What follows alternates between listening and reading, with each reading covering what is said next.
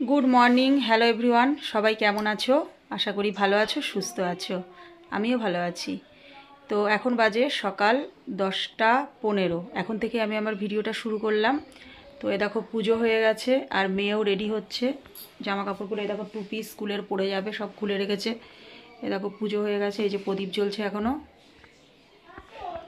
তো তোমাদের দাদা ওদিকে ফ্রেশ হতে গেছে, এক্ষুনি বেরিয়ে যাবে। মেয়ে আজকে স্কুলে যাবে বলতে আজকে হচ্ছে গতকালকে গ্রুপে আর কি দিয়েছে, স্কুলের ম্যাডাম আর কি গ্রুপে দিয়েছে যে আজকে খাতা দেখানো হবে, মানে 18 আর 19 তারিখ খাতা দেখানো হবে। তো স্টুডেন্টদের স্কুলে যেতে বলেছে, তো সেই কারণেই তো রেডি হচ্ছে, রান্নাঘরে গেছে ওষুধ খেতে।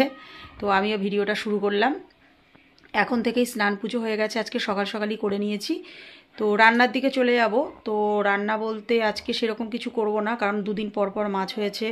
পরশু দিনকে তো ভোলা মাছ এনেছিল তোমাদের দাদা, গতকালকে তো মা এসেছিল, তোমরা ভিডিওতে দেখেছই। রুই মাছ আনা হয়েছিল, তো এখনও একবেলা আনতে বলেছি। তোমাদের দাদা তো কম জিনিস আনে না, তাও সেই 2 পিস মাছ রয়েছে। তো আজকে আর কিছু করব না, একটু হালকা পাতলা করব, কারণ মেয়েটাও বেশি খেতে পাচ্ছে না, ওর শরীরটা ভালো না, ঠান্ডা লেগেছে। বা হয়েছে, তাড়াতাড়ি করো, সময় হয়ে যাচ্ছে। আর তোমার কতক্ষণ লাগবে? 10:30টার মধ্যে স্কুলে কি করে ঢুকাবে কে জানে। 10টা 15 না, সরি, 10টা 10 বাজে। তো যাই হোক, আজকে একটু বেগুন ভাজা করব আর আলু ভাজা করব, আর গতকালকের মাছ আছে। তো এই হচ্ছে রান্না। তো ছাদে দুটো জামা কাপড় আছে, কিছুই নেই, মানে মা যে শাড়িটা পরেছিল সেটা, আর আমার একটা নাইটি স্নান করে সেটাই মেলে দিয়ে আসলাম।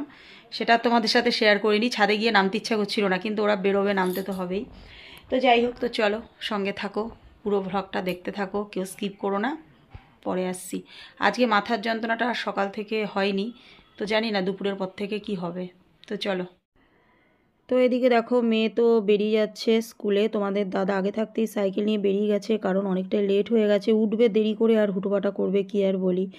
তো মেয়ে কেসটা পড়বে, তো সেটাই ওকে বলছি যে ঝেড়ে পড়, কারণ কয়দিন ধরে স্কুলে যায় না। এটা খুব একটা বাজে ব্যাপার জানো তো, এই জুতো আর কেস যদি ঝেড়ে না পড়ে না, তাহলে কোথা থেকে কি লতা পোকামাকড় ঢুকে থাকে বলা তো যায় না, এই আর কি। তো যাই হোক, তো মেয়ে যাচ্ছে স্কুলে, চান টান করে গেল না, কারণ খাতা দেখানোর ব্যাপার তো, হয়তো তাড়াতাড়ি চলে আসবে।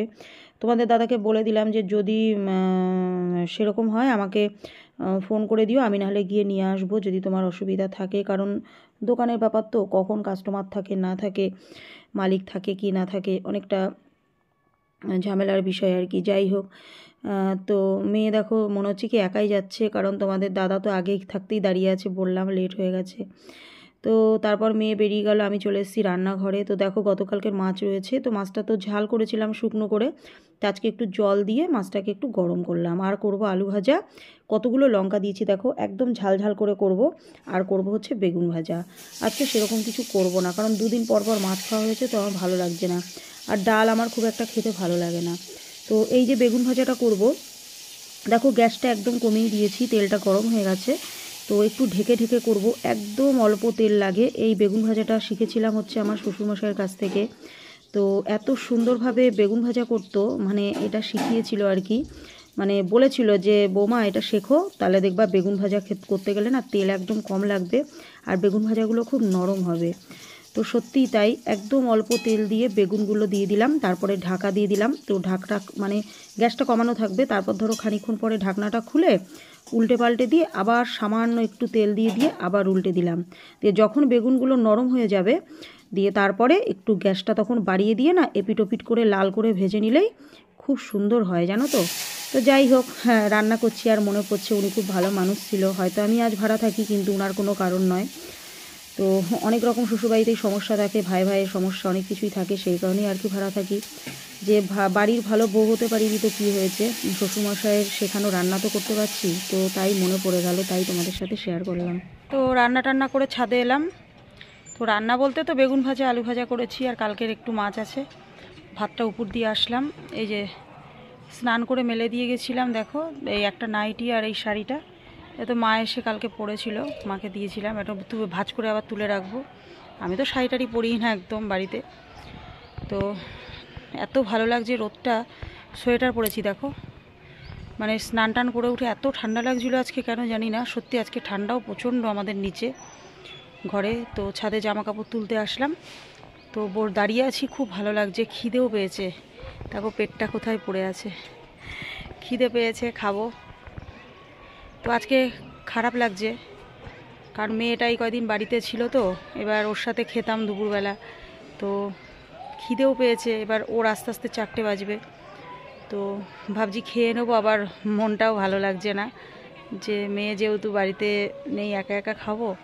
তো একবার ভাবছি 2:30 সবে বাজে, তো কি করব, বসবো না খেয়ে নেব। তো আবার শুনলে এসে বলবে তুমি খাওনি কেন মা, তোমার খিদে পেয়ে গেছে। সকাল থেকে কিছু খাই না, তো এই আর কি। তোমাদের দাদার মেয়ে আজকে একসাথেই খাবে, দেখি কি করি। কি রোদ দেখো, কি ভালো লাগছে। সব ছাদে ছাদে লোক, জানো তো, এদিক ওদিক তাকালে সব ছাদে ছাদে শুধু লোক। ভাজা হয়ে গেছে, আর বেগুন ভাজা, আর এই থালার তলায় এটাতে তো মাছ আছে, তোমাদেরকে তখন দেখালাম। আর এই দেখো হাঁড়িতে ভাত, একদম গরম। এবার আমি খেয়ে নেব। তো দেখো আমার খাবার বেড়ে নিয়েছি। এই যে আলু ভাজা, বেগুন ভাজা। আমি তো বেগুন বেশি খাবো না, কারণ আমার অ্যালার্জি আছে। আজকে একা খেতে মনটা খারাপই লাগছে মেয়েকে ছাড়া, কারণ তোমাদের দাদা তো এসে তোমাদের দাদার মতন খেয়ে নেয়। আমি তো বাড়িতে তো মেয়ের সাথে আমি একাই, মেয়ের সাথেই খাই, কি আর করা যাবে।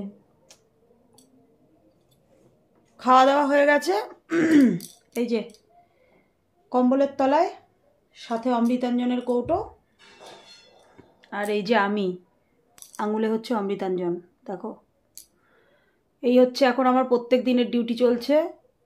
এখন শোবো আমি। কতটা করে লাগাচ্ছি শুধু দেখো, মানে 2টো অমৃতাঞ্জন শেষ করে দিয়েছি আমি, এটা আর একটা 3 নম্বর। তার মধ্যে ছোট 2টো ছিল, সেই ছোট ছোট গোল গোল তোমাদের দাদা নিয়ে এসেছিল।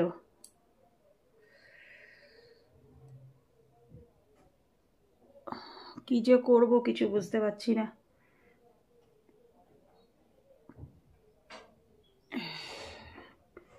তোমরা কমেন্ট করো,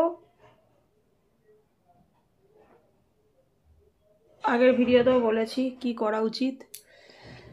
তো হয়ে গেছে অমৃতাঞ্জন লাগানো।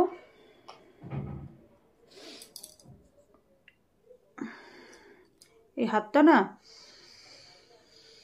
নাকে শুকলে ভালো লাগে। এবার শুয়ে পড়বো, মেয়ের আসতে এখনো দেরি। এখন বাজে হচ্ছে 3:10। এখন আমার আর কি কাজ, কোনো কাজ নেই। খেতেও পারলাম না মাথার যন্ত্রণার জন্য। তো ভাত আবার মানে মা কটা রেখে দিলাম, তোমাদের দাদা হোক মেয়ে হোক নিয়ে নেবে, বাটিতে করে রেখে দিয়েছি। তো এখন একটু ফোন ঘাটাঘাটি করি, এই আর কি। তো চলো পরে আসছি। এই যে অমৃতাঞ্জনটা দিলাম না, মাথাটা মনে হচ্ছে কি ঝিঝি ধরে, কি আরাম লাগে। আর আগে না আমি অমৃতাঞ্জনের গন্ধ সহ্য করতে পারতাম না, জানো। আর ঠোঁটের মধ্যে দেখো দিয়েছি কতগুলো বোরোলিং। এর জন্যই ঠান্ডাকাল আমার একদম ভালো লাগে না, একদম না।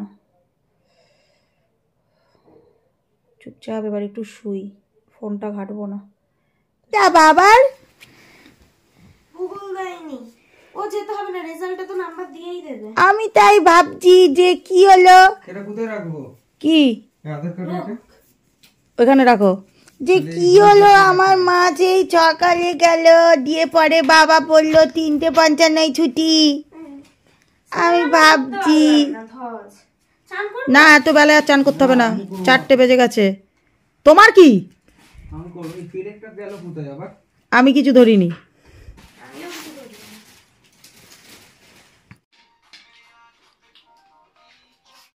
এ দেখো তোমাদের দাদা আজকেও নিয়ে এসছে মিঠা পাউরুটি। এর আগের দিনেরটা তো শেষ, আমি আর মেয়ে দুদিনেই শেষ করে দিয়েছি। ওর জন্য একটা রেখে দিয়েছিলাম যেদিন শেষ হয়েছে, আজকে আবার নিয়ে এসেছে। এবার দোকানে, হ্যাঁ দোকানে দিয়ে যায় একজন, 60 টাকা করে নেয় মনে হয়, ভালো লাগে। সন্ধ্যাবেলায় চা দিয়ে খাবো। এই যে মেয়ে এখনো খাচ্ছে, খেয়ে নাও মা। এইটা তোমার তো না, আমি তো না, আমি 4টা বাজে না, 4টা বাজে। দেখো দেখো মিটিকে দেখো, আমার বাকে দেখো, এখনো শুয়ে আছে। কটা বাজে বলো তো, 7টা বাজতে 10 মিনিট বাকি। চলো ওঠো, বলো তো এখন ঘুমালে রাত্রিবেলায় কখন ঘুমাবে? নামে ওঠো, ওঠো ওঠো নামে, ওঠো নামে, ওঠো, চা খেতে হবে, ওঠো ওঠো। কতবেলা স্কুল থেকে এসে শুয়েছে।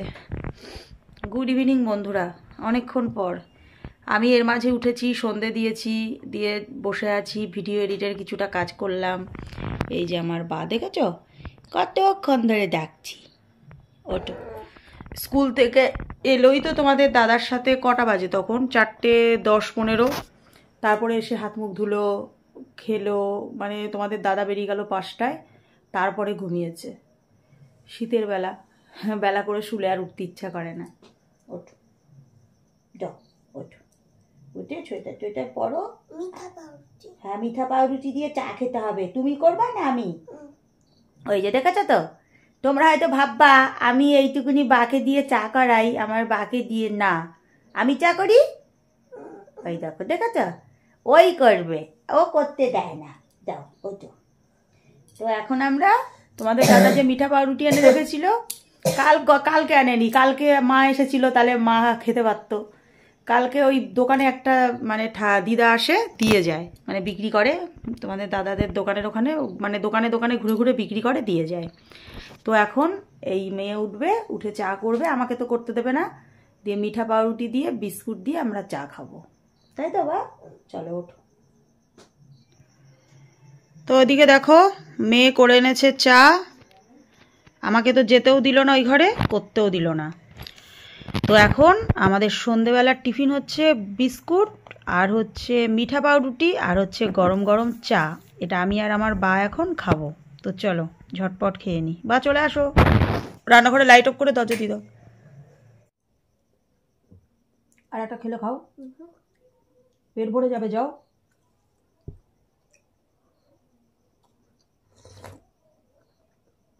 সন্ধেবেলার তো টিফিন আছে, আর একটা খেলে খাও, নিয়ে আসো, যাও।